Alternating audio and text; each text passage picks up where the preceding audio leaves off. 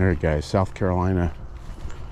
We're staying at this couple's property here in South Carolina, and they've got a beautiful little pond. They say it has some largemouths in it. Cormorant just landed in there. So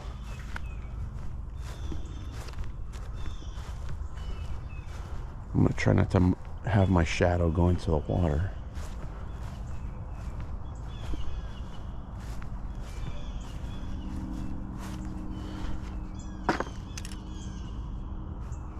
All right, guys, I'm not gonna step on the dock quite yet. I'm actually gonna fish the dock, and I'm gonna use this little crappie jig here. Fishing my new Stratic. Got 10-pound test braid on it, and I've got the Calico Jack Hurricane graphite blank. It's a brand new rod and reel combo. I've never used it before. It's gonna be my first time, so I'm talking a little bit softer because, you know, it's the fishing thing. So the bank's a little bit muddy.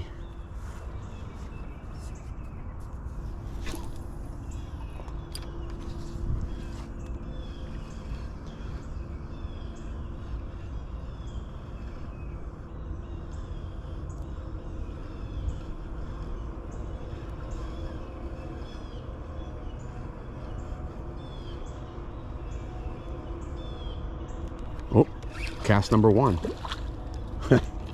First cast, little bass. I like that when you catch a fish on your first cast. Not bad. Well, he's a little tiny, but first cast fishing. We'll take it. Let's see.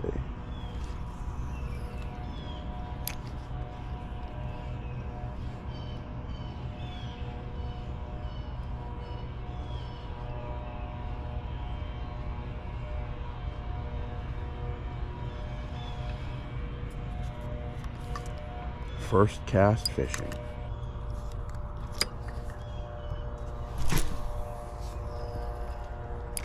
Okay, good distance on this 10-pound test braid with the little crappie jig.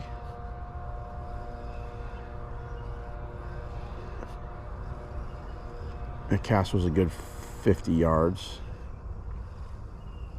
40 maybe.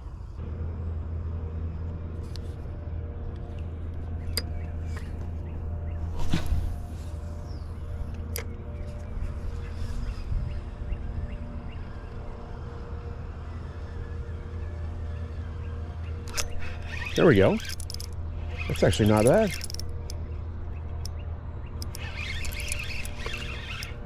It's fighting a little bit better. Bluegill. Nice bluegill, bro. Heck yeah. Look at that bad boy. That's the biggest bluegill I've caught in a minute. Look at that thing. Heck yeah. Well, that's awesome. That's a big fish. If I only had the heart to eat you, I would. But I really don't, because I'm gonna have pizza tonight. Yeah, buddy. Peace out, bro.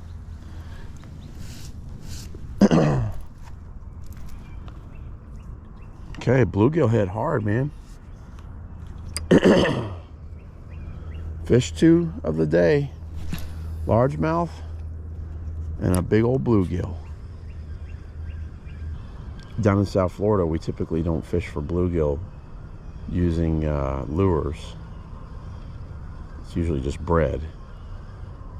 And we don't usually see the big fat bluegills down in South Florida. I mean, they get, you know, 7-8 inches or whatever, but they don't have that real exaggerated large head and Like, it's not something that you'd ever consider eating. Very, very rarely do you catch one that big. So, fishing artificial for bluegill. That's a new... Oh, just got bumped.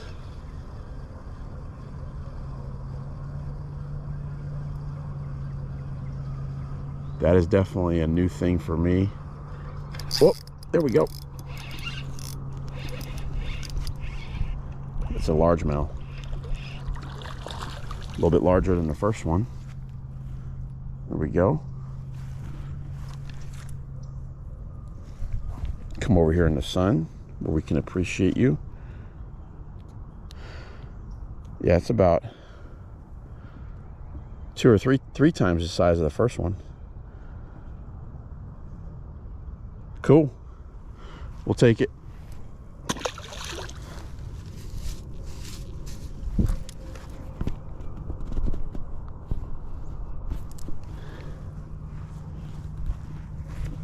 Okay.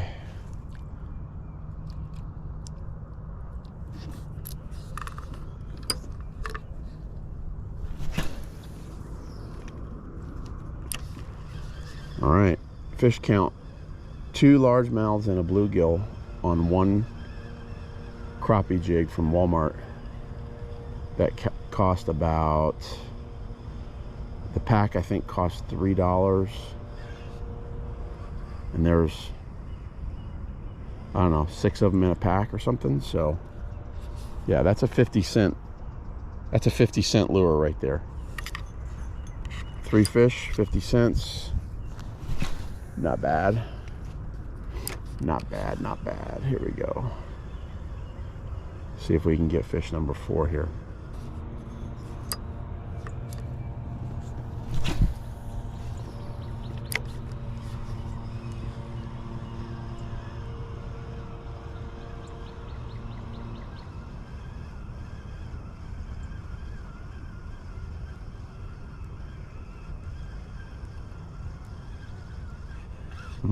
Got bumped. There we go. All right. Another bluegill. Big bluegill. Oh my gosh. Look at the size of this thing. You see how they get like that they're almost round in the front? We don't get that in Florida. They just don't get that big. Whoop. They don't get that big, guys. They don't get that big in South Florida. This is a predator here, not bait. Look at that thing. Look at that. Whoa. Look at this gill flap on this bluegill. This little ear that they have over here. Oh my gosh. Okay, let me get him off the hook. How about that? That's a... Ow.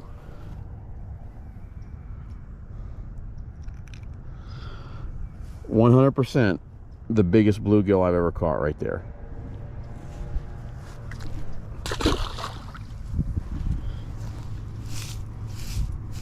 Okay. Okay.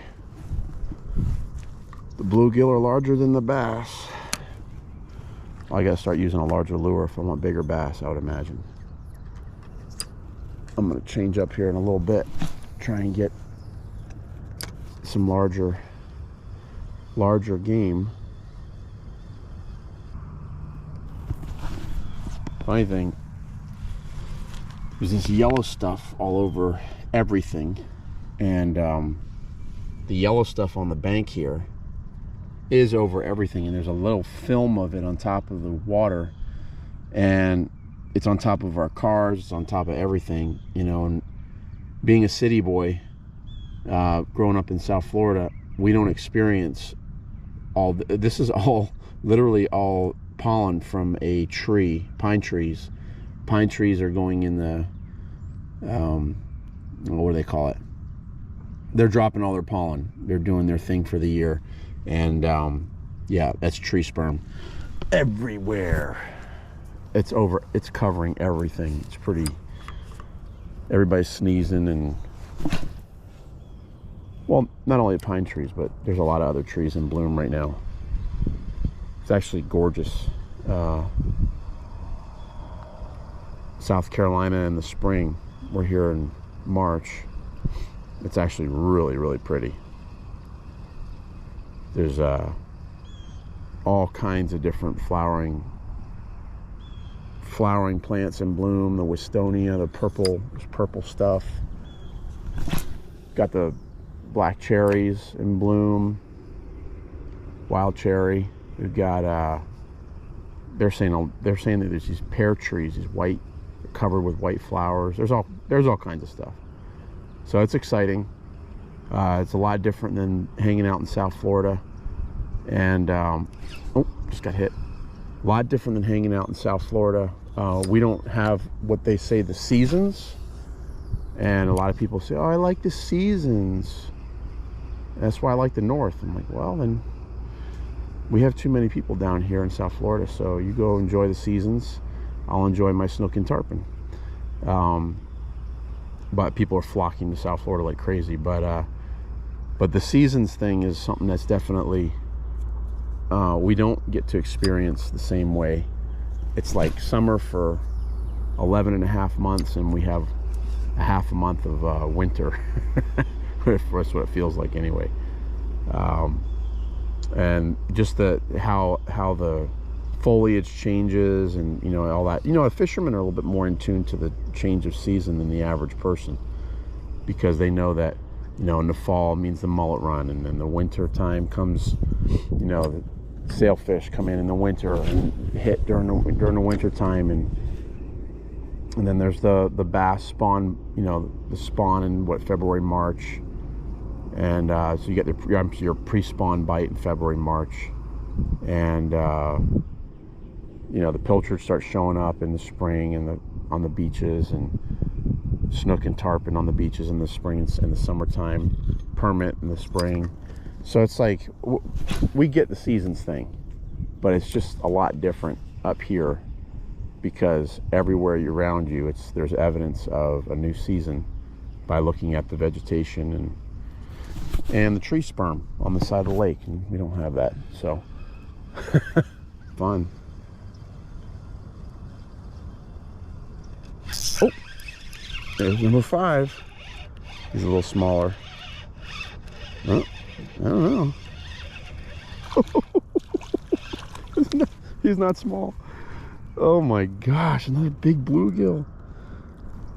That's more of a sunfish or something. That's a bluegill. Look at that thing. He engulfed the jig. Give me my jig back. Look at you.